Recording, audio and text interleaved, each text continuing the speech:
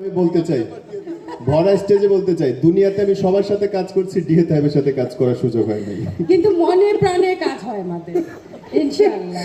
ওকে, মঞ্চে যারা আছেন এবং সামনে যারা উপবিষ্ট আছেন সকল জ্ঞানীগুণীদের আমার সালাম।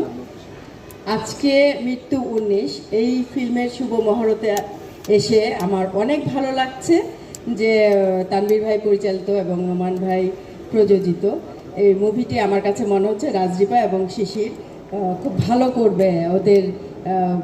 ওদের প্রতি আমার শুভকামনা রইল, মুভিটার প্রতিও শুভকামনা রইল।